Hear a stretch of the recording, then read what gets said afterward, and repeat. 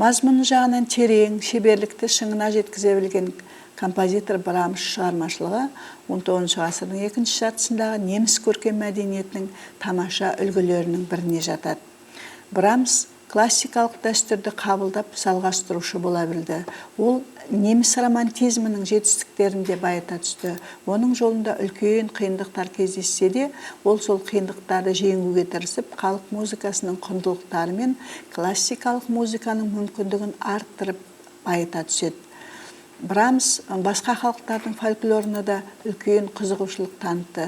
Өмірінің ұзақ жылдарын композитор Вена қаласында өткізеді. Сондықтан да болар, ол Австрия халық шығармашылығы музыкасының өзіндік ұлттық элементтеріне аса мән береді. Вена қаласында жүріп, композитор Брамс венгер және славян музыкасының үлкен маңыздылығын дәлелдей түседі. Славяндық деп аталатын шығармасы соның айқын дәлелі. Мұнда чех полькасына аса мән береді. Интонациялық дамуында, сол латтық модуляциясында чех музыкасын пайдаланады. Веркунпош халық фольклорын, венгер ырғақтары негізін айқын көріністейді. Сонымен қатар композитор жаңа музыкадан да алшақтаған жоқ. Өз замандастары шығармалары туралы жақсы пікірде болады. Ол жаңағы Йоганн Штраустың шығармашылығын жоғары бағалайды.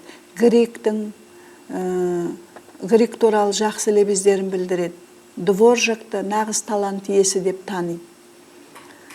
Брамс шығармашылық мұрасындағы вокалдық музыка маңызды орын алатын. Ол Шуберт жанрына жақынырақ келетін әуендері болып келеді. Оның шығармаларында Бахқа тән философиялық лирика беттері де бар. Лирикалық бейнелерді көріністеуде Брамс Австрия фольклорындағы тұрмыстық жанрларды тірек еткен. Бұл бейнелердің барлығы Брамстың аспаптық шығармаларында кездеседі.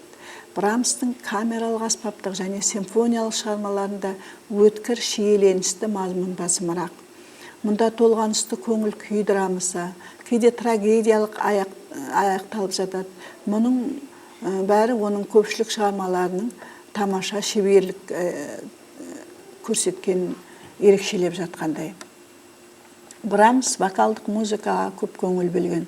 Ол бұл жанрда 380-нен астам шығармаларын жазған. Солардың ішінде 200-ге жуығы дауыс пен фортепианоға арнап жазылған әндері. Халық әуендерінің өңдеулерін қоспағанда бұл. Сонымен қатар 20-дан астам дуэттер, 60-тан астам квартеттер, аспаптық сүйемелдеуіндегі акапелла хорлары да бар.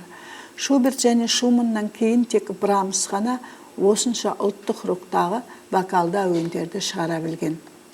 Брамстың бірнеше неміс халық әндері өңдеулері жинақтары бар. Ол жаңағы жинақтарында дауыс пен фортепианоға немесе хорға арналған 100-ден астам әндерді құрастырған. Брамс фольклорға шығармашылық тұрғыдан қарады. Ол халық шығармашылығын құнды мұрады санап, ежелгі дүние деп санағандарға қарсы пікірлерін білдірді. Ескі жаңа және жаңа заман әндеріне бірдей көзқараста болды. Әуендерінің тарихи тағдыры, музыкалық поэтикалық бейнесі Брамсты қызықтырды. Әуенге ғана емес, мәтінге де үлкен мән беріп, жаңа түрлерін іздестірді. Көптеген фольклорлы жинақтарды қарастыра отырып, ол көркем жетістік тыңдаушылардың эстетикалық талғамына әсер ететіндерін таңдап пайдалануға тырысты. Брамс үйдегі музицирование, яғни домашний музицированияға арнап, дауыс пен фортепианоға арналған неміс халық әндері атты жинағын құрастырады. Жинақ 7 дәптерден тұрады. Әр дәптерде 7 әні бар. Соңғы дәптерінде ол хор мен әншіге арналған өңдеулерін пайдаланады.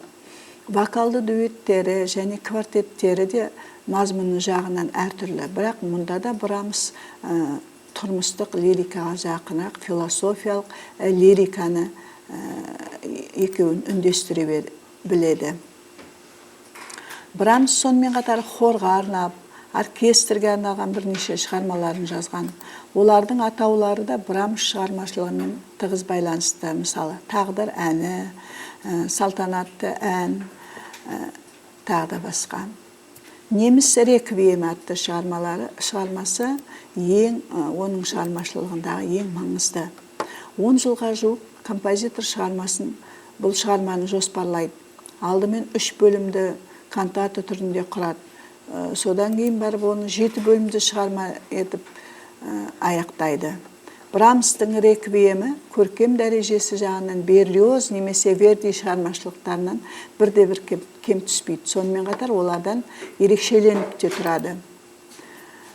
Бұнда Брамс латын мессаларындағы канондық құрылымды неміс әуенімен алмастырады.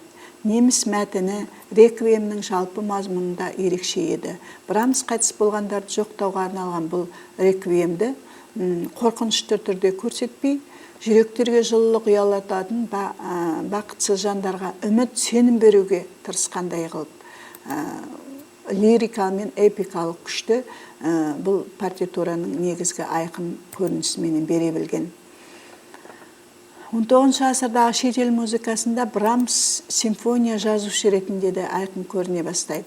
Романтикалық, поэмалық симфонизм дамуында бұл оның санаты симфониялық жанрлары классикалық заңдылықтардың жетістіріп өміршеңдігін дәлелдей түскендей еді. Брамстың симфониялық шығармашылығы 19 ғасырдың екінші жартысындағы неміс және Австрия музыкасының тағы да бір шыңы болып есептеледі. Оның шығармалары әсерлі, қатаң ой тәртібімен ұштасады, ұстамдылығыменен, көріністей білуіменен ерекшеленеді. Брамстың симфониялық шығармалары байыптылығымен, ой тереңділігімен де айқын ерекше.